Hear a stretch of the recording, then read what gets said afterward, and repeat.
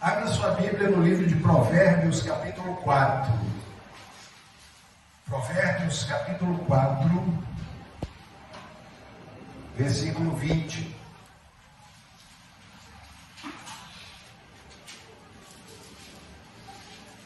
Provérbios, capítulo 4, versículo 20. Quem for achando vai dizendo amém, amém, amém. Glória a Deus.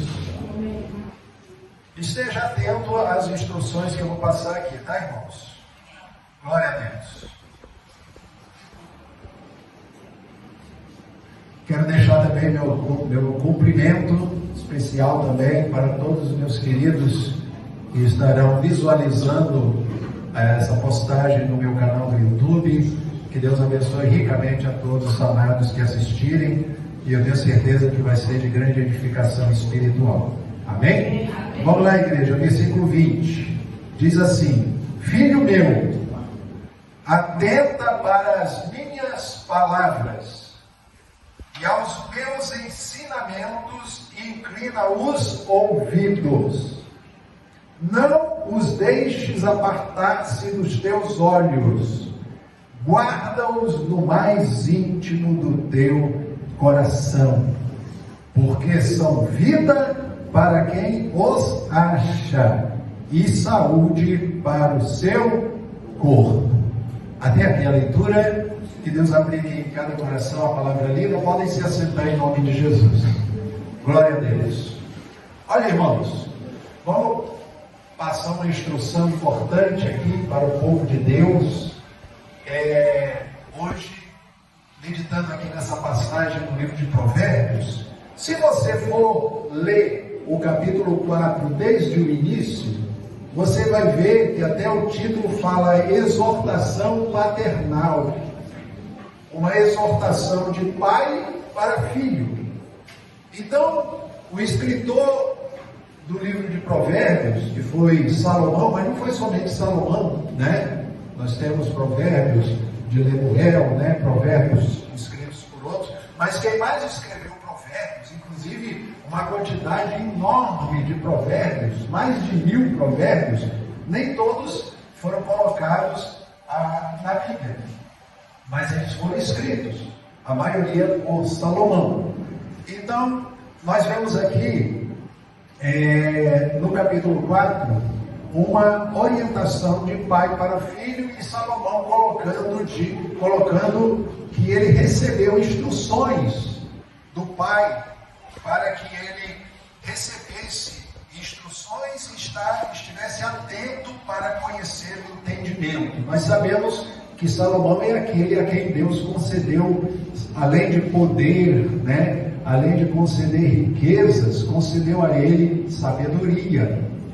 E nós vemos que com essa sabedoria ele escreveu muitos provérbios. Mas nós sabemos uma coisa também, irmãos: a palavra de Deus, ela é o próprio Pai Celestial falando com os seus filhos. Então todos os exemplos que estão na palavra de Deus são para nós, com ensinamento.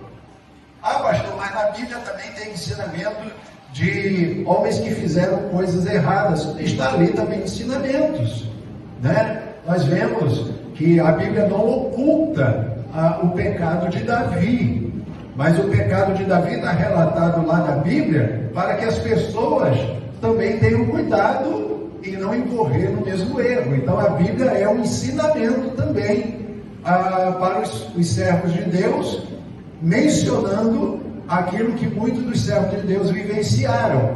A situação de Sansão foi um homem, né, que foi cheio do Espírito, né? Um homem que o Espírito Santo não habitava nele, mas quando o Espírito de Deus o tomava, num determinado momento de batalha, se apoderava dele uma força tamanha que ninguém segurava aquele homem. Um exército filisteu inteiro não conseguia vencer Sansão. Mas Sansão era um homem que tinha que vigiar na sua condição espiritual, e ele andou muito inclinado para as carnalidades. E devido a isso, ele teve o final que teve, né? Nós vemos o exemplo. Mas ele foi um homem, não um homem como muitas das vezes as coisas da televisão quer mostrar, como foi mostrar alguma história sobre Sansão, aí traz lá aquele ator musculoso, né? Halterofilista, né? Todo bombado, né? Aí eles, ó, o Sansão, um homem forte, o cara com peitoral daquele tamanho, aí o ator vai interpretar, tem que ser daquele tamanho, todo bombado. Mas a Bíblia não diz isso. A Bíblia diz que se apoderava dele o Espírito de tal maneira que ele vencia os adversários. Quando ele teve lá no momento que ele estava entre as colunas, né, que ele já estava cego, ele pediu a Deus que o socorresse naquele momento e que ele morresse junto com os inimigos dele. E ali o Senhor concedeu a força para ele e ele empurrou as colunas onde ele estava amarrado, né? E o prédio onde estava reunido aquele povo na época desabou e matou ali os inimigos dele. E Sansão morreu também. Mas vamos lá. A Bíblia, então, ela em toda ela, do Gênesis ao Apocalipse, é Deus nos ensinando. Nós vemos lá a atitude de Pedro, que negou a Jesus, né, 3 vezes. Mas depois ele se tornou um homem cheio do Espírito Santo e um ganhador de almas. Mas está lá um exemplo do momento que ele negou a Jesus. Isso aí é ensinamento. Então a Bíblia tem tudo que está narrado na Bíblia é ensinamento. E tudo que Salomão escreveu ali em Provérbios, nas partes que ele escreveu, ele coloca o que ele aprendeu do pai, né? Da mãe também, que ele menciona a mãe aqui também, né? No versículo, nos primeiros versículos aqui, fala do pai e da mãe. Mas nós vemos que a passagem de Provérbios aqui está sendo uma instrução para o povo de Deus. Então vamos lá os versículos que nós lemos. Diz assim: filho meu. Então vamos entender Deus sendo o Pai eterno falando com seus filhos. Esse é o ensinamento. Filho meu, atenta para as minhas palavras. Então, o que nós, como povo de Deus, temos que entender que Deus está falando aqui? Com relação à palavra de Deus, qual é a postura dos servos de Deus? Fazer o quê? Estar atento. Atenta para as minhas palavras significa estar atento. Você vê muita gente que está às vezes na igreja e muitas das vezes essas pessoas não estão dando ouvidos aos ensinamentos da palavra. Muita gente às vezes vai para a igreja, porque eu só estou precisando de uma bênção. Às vezes não é ensinado para o povo de Deus que ele tem que ter uma postura da condição a qual Cristo colocou. Gálatas 3,9 fala que os que são da fé são benditos com o crente Abraão. Ou seja, Abraão creu lá atrás e foi o primeiro crente. Se tornou o pai na fé de todos aqueles que vieram a crer posteriormente. Aí aqui na frente, a igreja foi comprada para ser povo de Deus por meio de quem? De Jesus Cristo. Então, os que são da fé em Cristo são abençoados juntamente com aquele que Deus abençoou lá atrás, o patriarca Abraão. Então a gente tem que ter essa postura de saber quem nós somos. Somos abençoados. Isso não é soberba não, irmão. Às vezes a pessoa, eu tenho medo de falar isso, dizer que eu sou abençoado, eu sou vitorioso, parece que eu estou... E até a palavra prosperidade, irmãos. Irmãos, cuidado com esses vídeos aí.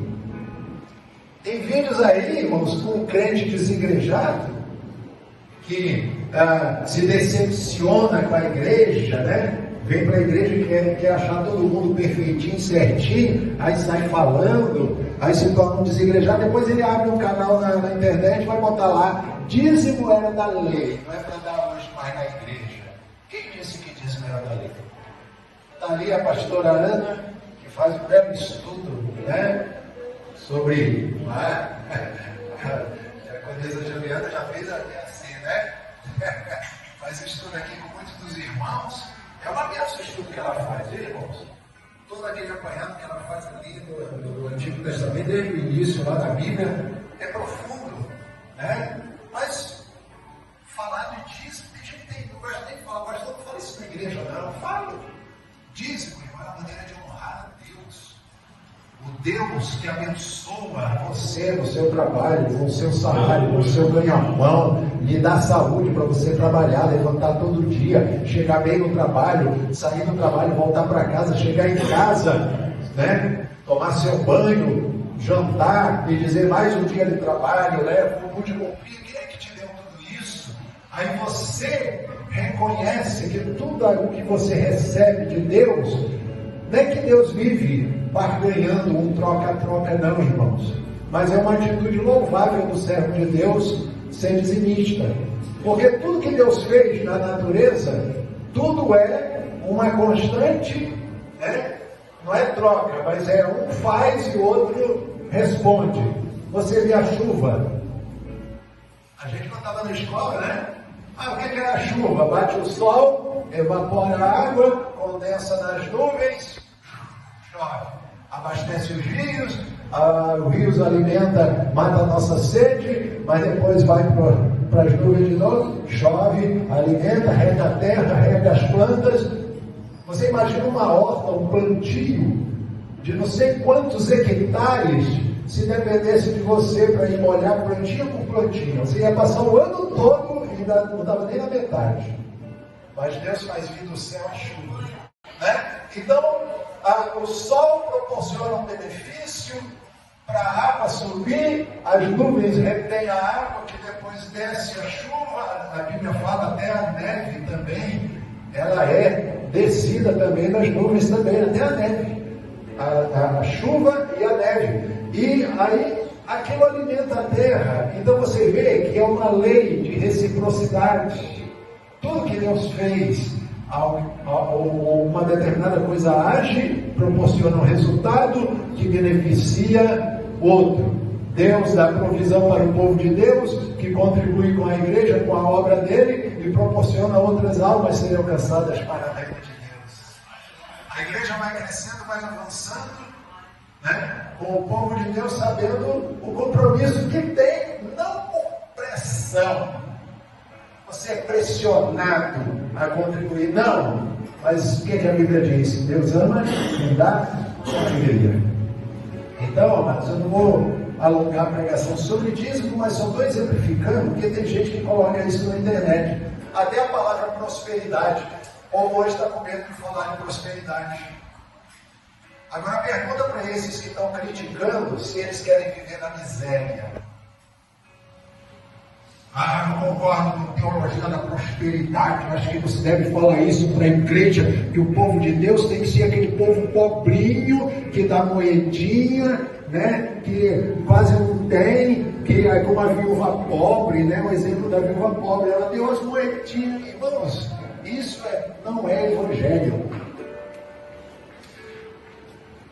O salmista fala: Deus ama a prosperidade dos seus servos.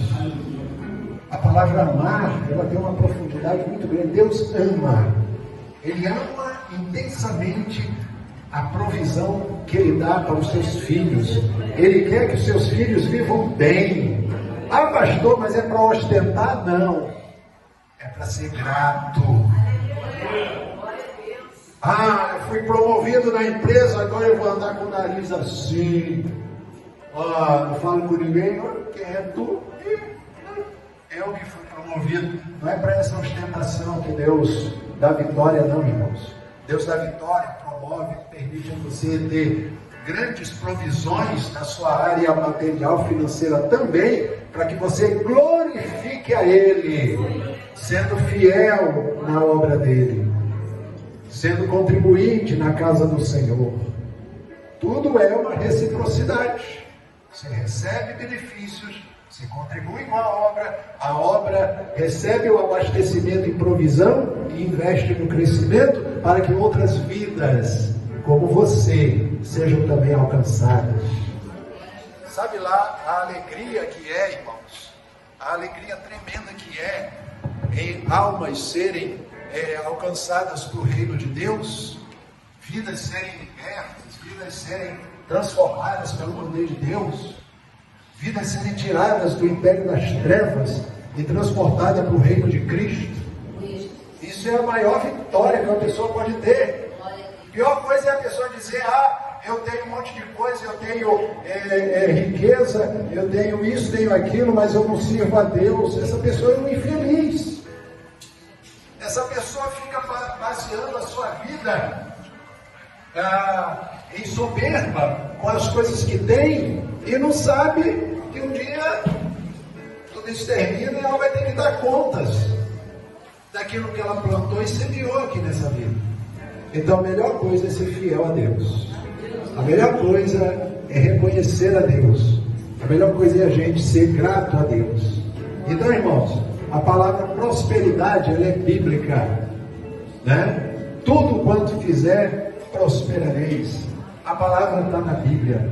Só tem que ser entendido o seguinte: o que é prosperar? Alguém sabe o significado de prosperar? É ser bem sucedido. Ser próspero, seja bem sucedido. Então seja bem sucedido em todas as suas áreas. Sua área financeira, sua área emocional, sua área familiar. Seja próspero. Para de ter esse medo de falar de prosperidade. Deus ama a prosperidade, sim. Deus quer você prosperando no seu trabalho, sim. Mas Ele quer também que você seja fiel. Receba a prosperidade e seja fiel. Senhor, eu reconheço que o que eu tenho é de Ti que eu recebi. Então eu colaboro com a Tua obra aqui na terra. É isso que nós temos que vivenciar. Amém? Então vamos lá, irmãos. Filho meu, vamos entender Deus falando com seus filhos, né? Filho meu, atenta para as minhas palavras. Então esteja atento à palavra do Senhor. Aí ele diz: aos meus ensinamentos inclina os ouvidos. Então, estar atento é ter atenção à palavra. E aos ensinamentos inclina os ouvidos. Já viu aquela pessoa que está na igreja, mas ela fica distraída? Está na hora da pregação, está na hora do ensinamento da palavra, a pessoa está pensando lá, né? Que hora vai ser o jogo, né? E tal, será que o time ganha? Aí está ocupando a cabeça, né? Não, amanhã eu tenho que resolver não sei o que no trabalho. E a palavra está transmitindo ensinamento.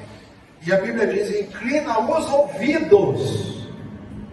Inclinar os ouvidos é dar ouvidos. Não é somente escutar. Pastor, eu estou lhe escutando. Escutar é fácil. Dar ouvidos é ouvir e guardar a palavra. Dar ouvidos. Eu ouvi a mensagem e guardei no meu coração. Isso é dar ouvidos. Agora, escutar, a gente escuta um monte de coisa e esquece. Mas a palavra está dizendo: atenta para as minhas palavras e aos meus ensinamentos inclina os ouvidos. Agora, olha o versículo 21. Não os deixes. Olha aqui a responsabilidade nossa. Diga, a responsabilidade é minha. Olha aqui, ó. Não os deixes. Os deixes o quê? As palavras e o ensinamento. Então está dizendo: não os deixes apartar-se dos teus olhos. Olha aí, falou de atenção, falou de ouvido, agora está falando de olhos. Está vendo como nossos sentidos Deus usa para o nosso bem? Esteja atento às minhas palavras. Atenção. Né? Aos meus ensinamentos inclina teus ouvidos. Escuta, ouve e guarda. Agora, aí diz aqui: não os deixes apartar-se dos teus olhos. Olha aqui, irmãos. Para onde vamos olhar? Para os ensinamentos de Deus. Amém. Nossos olhos. Ensinamento. Ensinamento que está me alimentando. Ensinamento que está me fazendo crescer. Ensinamento que está me fazendo entender coisas que eu não entendia. Irmãos, há pouco eu falei falei até desse detalhe da saúde, a gente chega ao ponto que a gente teve que entender como Deus quer que a gente viva. Você tem que viver bem. Ah, pastor, eu só vivo estressado, tenso, me aborrecendo. Olha, lá no meu trabalho eu estou quase enfiando a mão na cara da pessoa lá, porque só vive me chateando. Irmão, Deus não quer isso para você, não. Deus quer que você tenha maturidade. Ah, fulano fala contra mim. Ah, é? Quem é que está falando? Ele. Problema de quem? Ele. Você vai meter a mão na cara dele, aí quem é o errado? Você. Você está vendo, irmãos, como a palavra é ensino para a gente? Não deixe se apartar dos teus olhos. Então ocupa, irmãos, já que você tem que cativar a tua mente, ocupa os teus olhos mais vezes lendo a Bíblia. Ocupa teus olhos mais tempo meditando na palavra. Aí olha o que ele prossegue dizendo, versículo 21, não deixe apartar-se dos teus olhos, guarda-os no mais íntimo do teu coração. Que lição! Que lição! Filho meu, atenta para as minhas palavras. Aos meus ensinamentos inclina os ouvidos. Não os deixes apartar-se dos teus olhos. E guarda-os no mais íntimo do teu coração. Então, tudo que Deus nos ensina, tudo que você aprende aqui na igreja, e tudo que lhe é ministrado com a palavra de Deus para a sua vida, está dizendo aqui, ó, não deixe isso se apartar do seu coração. É para guardar dentro de você. O ensinamento é para guardar dentro de você. É alimento para a sua vida, alimento para a sua alma, é alimento inclusive para o seu corpo. Porque olha o que a Bíblia conclui aqui dizendo no versículo 22. Porque são vida para quem os acha. Olha bem que está no plural aqui. Quem os acha. Achar o quê? Os ensinamentos, as palavras, os ensinamentos, né? Está dizendo que são vida para quem os acha. Saúde para o seu corpo. Então a Bíblia já está dizendo, olha, os ensinamentos de Deus proporcionam saúde física também. Pastor, como é que eu vou saber que Deus quer eu saudável? Basta a gente ver o profeta messiânico Isaías, quando ele falou sobre o Cordeiro, né? Que veio pagar o preço dos nossos pecados. Ele fala lá, verdadeiramente, ele tomou sobre si os nossos pecados. O castigo que nos traz a paz estava sobre ele. Pelas suas feridas nós fomos sarados. Ele levou sobre si os nossos pecados, as nossas dores e as nossas enfermidades. Quando Jesus se manifestou em carne aqui na terra, a Bíblia diz que Deus ungiu ele com o Espírito Santo e ele andou curando todos oprimidos do diabo. Diz que Jesus curava aqueles que estavam oprimidos, porque o diabo estava se aproveitando da escravidão espiritual que as pessoas viviam. E Jesus teve que libertar aquelas pessoas. Teve uma mulher que há 18 anos ela vivia com um problema de saúde tão sério. E quando ela, aquela mulher encurvada, tinha 18 anos, aquela mulher com fluxo de sangue eram 12 anos. Você vê pessoas anos e anos doentes, anos e anos. E Jesus, quando repreendeu aqueles fariseus que falou, você faz cura no dia de sábado, não pode. Ele falou, não era necessário, mesmo no dia de sábado, libertar essa mulher que há 18 anos Satanás a tinha presa, mantinha ela presa. A mulher, quando recebeu o milagre de Jesus, ela se endireitou. A mulher com fluxo de sangue, ela falou assim, tão somente eu tocar nas vestes de Jesus eu vou sarar. Olha aí a fé. Tinha uma multidão junto com Jesus, não tinha como ela parar. Jesus, ora por mim, eu vou dobrar meu joelho aqui, o Senhor bota a mão aqui para eu ser curada. não tinha como, era muita gente apertando Jesus ali, a multidão, mas aquela mulher que tinha um fluxo de sangue durante todo aquele tempo, e diz que ela já havia ido em vários médicos e não tinha cura daquele mal, mas ela colocou um propósito de fé. Ela falou: Jesus vai passar por aqui, se tão somente eu conseguir tocar na orla das vestes dele, eu ficarei curada. Foi uma atitude de fé. Ali ele não tava, a palavra não estava ensinando que é para a pessoa pegar pano e dizer: isso aqui é milagroso, não. Mas a mulher, ela colocou um propósito que ela não ia ter tempo. Com o problema de saúde que ela tinha, não tinha como nem ela correr atrás de Jesus aquela caminhada toda. Mas ela aproveitou do momento que ele foi passar perto, se achegou no meio da multidão, tocou nas vestes dele, e diz a Bíblia que ela se sentiu curada. Se sentiu. Jesus na mesma hora parou e falou: quem me tocou? Quem me tocou? Aí os discípulos: Jesus, o senhor fica perguntando quem te tocou? Uma multidão dessa aqui apertando a gente, um monte de gente está aí tocando. Aí ele falou: não, alguém me tocou diferente. Eu senti que saiu virtude de mim. Jesus sentiu que a virtude agiu operando um milagre em alguém. Mas ele queria que aquele testemunho ficasse manifesto para aquela multidão que estava ali. Ele falou: quem me tocou? Eu senti que saiu virtude de mim. Alguém me tocou. A mulher já tinha se sentido curada, estancou a hemorragia dela na hora. Ela se aproximou e falou: mestre, fui eu.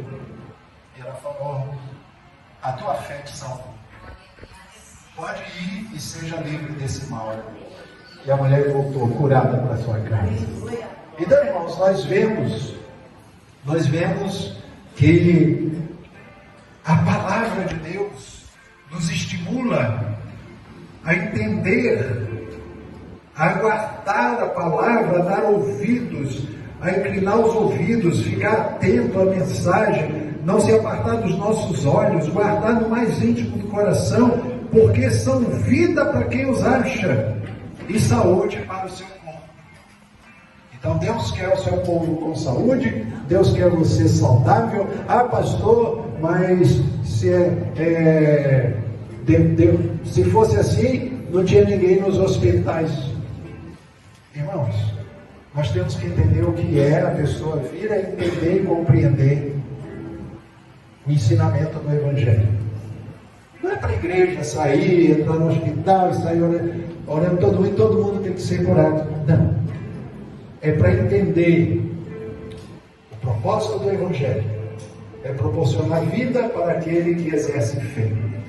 Quem exerce fé passa a ter vida e vida com abundância. Mas a jornada espiritual do cristão, ela é um constante crescimento. Ninguém chega na igreja num dia e no outro dia já é doutor em Bíblia. Ele vai passar por um crescimento, por um amadurecimento, por um aprendizado, vai passar todo um processo de entendimento correto do que é a palavra de Deus. E eu quero nessa oportunidade, inclusive, estimular você a valorizar o ensinamento do seu ministério. Porque aqui no nosso ministério, você é ensinado a entender o que é o Evangelho de Cristo. Entender como está lá em Hebreus capítulo 1, versículo 1, que havendo Deus outrora falado de várias maneiras, através dos profetas, a nós Ele nos falou nesses últimos dias pelo Filho. Então a palavra de Deus para os dias de hoje é o Evangelho da graça do nosso Senhor e Salvador Jesus Cristo.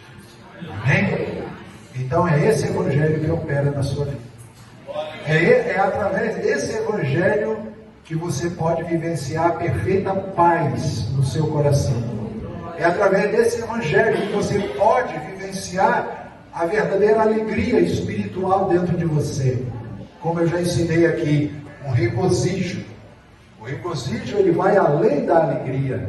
A alegria pode ser temporária. A alegria, às vezes, ela tem um motivo. Eu estou alegre porque eu tive uma solução de uma causa, de uma situação, então eu estou alegre. Mas o regozijo, ele é constante. O regozijo, ele está dentro de nós. Por isso que a Bíblia diz lá em Tessalonicenses: regozijai-vos sempre. Regozijai-vos sempre. Regozijai-vos sempre. Sempre quer dizer o quê? Em todos os momentos. Em todos os momentos da sua vida, das nossas vidas. Em todos os momentos temos que nos regozijar em quem? No Senhor. Amém? Então receba essa palavra aí no seu coração. Deus abençoe a tua vida espiritual. Agora eu quero, antes de encerrar, irmãos, deixar só uma passagem que está aqui em Provérbios 20. Tá? Deus também tem falado muito ao meu coração. É só um versículo aqui de Provérbios 20, versículo 27. Com base no que eu falei ainda há pouco sobre as 3 dimensões do ser humano, é importante você entender aqui como Deus fala com você. Provérbios 20, versículo 27. Amém? Diz assim: o espírito do homem é a lâmpada do Senhor, a qual esquadrinha todo o mais íntimo do corpo. Então, só complementando aqui, como Deus fala conosco. Inclusive, tudo que eu preguei aqui, ensinei você aqui nessa oportunidade, você tem que assimilar tudo isso no espírito, porque o seu espírito compreende tudo. Aí você vai exercitando para as suas áreas, tá? Vai doutrinando a sua mente, seus pensamentos, e vai também subjugando o seu corpo a vivenciar a boa, agradável e perfeita vontade de Deus. Mas olha aqui, o versículo 27 de Provérbios 20 fala que o espírito do homem é a lâmpada do Senhor. Então Deus nos ilumina com a sua palavra, atuando onde? No nosso espírito. Por isso que diz que o espírito do homem é a lâmpada do Senhor, porque a palavra de Deus o homem vai entender a palavra de Deus no espírito. A carne não entende nada. Você já viu um crente carnal que vai à igreja, tá? Nunca aprende nada, nunca entende a palavra, não tem ânimo de ler a Bíblia, não tem vontade de orar, não tem prazer de servir a Deus, porque ele quer entender as coisas espirituais com a carne. Nunca vai entender. Mas o espírito do homem é a lâmpada do Senhor. Amém? Recebe essa mensagem no seu coração e dê para Jesus uma linda salva de palmas. Amém? Glória a Deus.